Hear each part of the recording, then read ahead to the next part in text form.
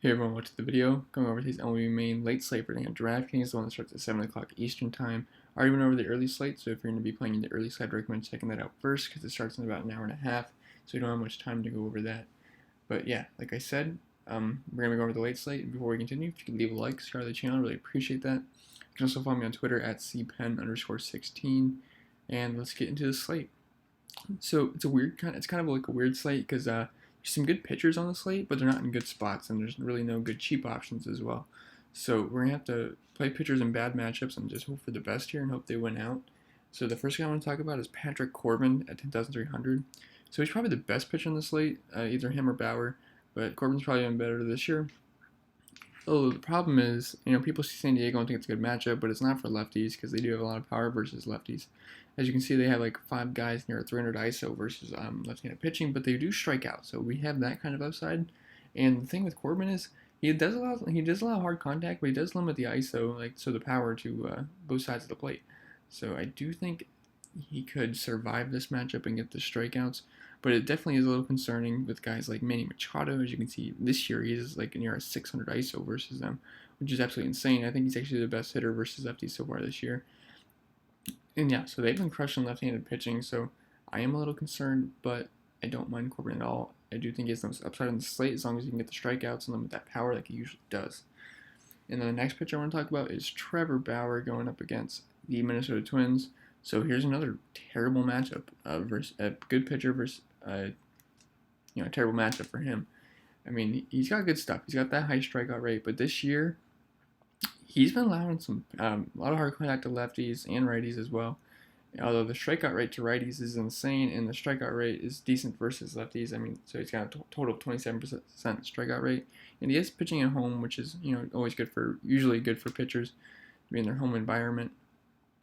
Although matchup versus the Twins is tough. I mean, Max Kepler, he's one of my favorite players, as I've said this year. I think he's pretty underrated, especially versus right-handed pitching, and Bauer's a righty. And then we got Jorge Polanco, Nelson Cruz, Eddie Rosario. It's a tough matchup, even the guys on the bottom of the order.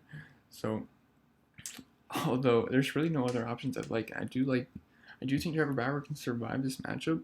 There's just no other good options that are cheaper, so I do think I like these guys with a high upside. I don't think these guys are gonna get shelled. I mean, they'll probably give us some runs, but I don't think they're gonna sink your lineups.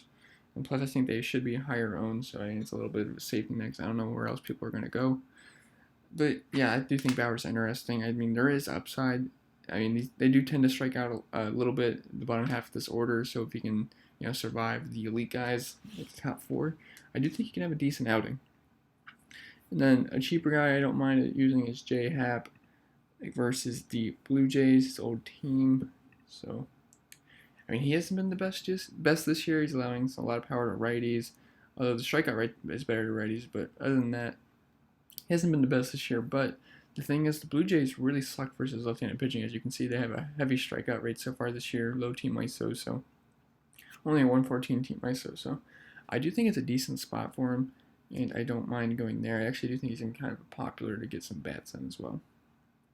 So if we go to some of my favorite stacks, top stack for me is in the same game, the Yankees versus Edwin Jackson. He was, if you played him, if you played last time you played in Coors, he got absolutely blown up. I think he gave up 10 earned runs. I mean, and these are smaller sample size because it's using this year's stats, but so far this year he's giving up a 605 ISO to righties. So he's been absolutely obliterated versus them. 9.5 strikeout rate, which is abysmal. So this guy is the worst pitcher on the slate, in my opinion, and actually probably most people's opinion, I'd hope. So really, this whole lineup's been played. DJ LeMahieu, Voit, Aaron Hicks. Hicks is probably one of my favorite plays because he's pretty cheap at 4.1K. And obviously, Gary Sanchez has been absolutely murdering right-handed pitching so far this year. 405 ISO, one of the best hitters versus right-handed pitching this year. So Gary Sanchez, if you can afford him, would be a core play for me. But really like this whole lineup. Gleyber Torres, even Kendrys Morales, even though I know he's sucked this year. So don't mind this at all. Even this whole lineup's in play. Anyone you can fit in your lineup, I'm all for. And I also like the Rangers going up against David Hess a lot. As we all know, David Hess is a very bad pitcher, one of the worst in the leagues. He's been really bad versus right-handed pitching so far this year. He's actually been somewhat decent versus lefties, but he's still not been very good at all. So I mean, wouldn't mind using anybody, and we're in Texas, so that's always good for hitters as well. So Shin-Soo Choo stands out, Elvis Andrews, Nomar Mazara, Hunter Pence.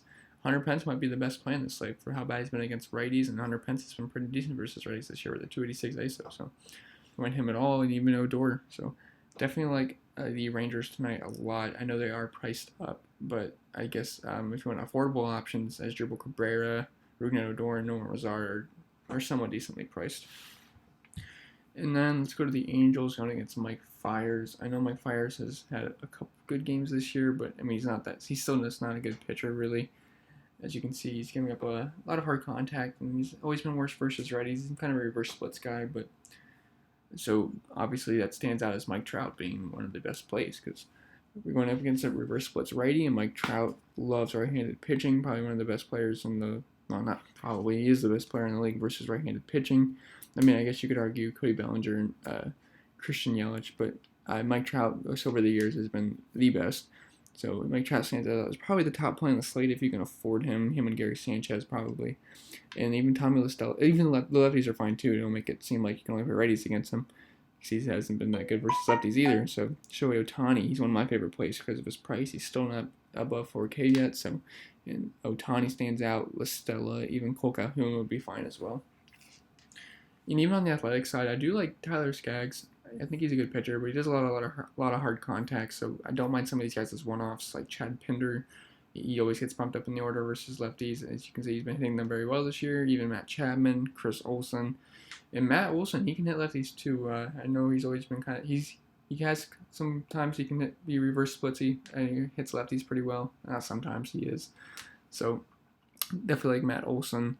I wouldn't leave him out if you're going to be stacking out the entire athletics order. Even Piscotty's been fine, and Kana. So I think they could be a sneaky stack, although I do respect Skaggs' skill sets. I'm not sure if I'd be fully stacking against him, but I do think some of these guys are fine as one-offs because they're pretty cheap. And Chris Davis is still only 3,900 as well. So that's all I have for the stacks. I do have my favorite value plays listed here just so you guys can have to put together a lineup. Holy crap. Sorry, that was my dog. It must have been someone outside. But anyway, some of my favorite value plays I have are Shohei Ohtani at 3,900, Chris Davis at 3,900, Chad Pinder at 3,500, and Aaron Hicks at 4,100. And I think that's a decent enough value plays to let you put together a whole lineup. And if I'm going to be spending up, I do like Corbin and Bauer, and if I'm spending down, I do like J-Happ. So anyway, guys, that's all I have for the video. Sorry it's not like a normal cheat sheet video, but I just don't have time today to make 2 models and 2 cheat sheets.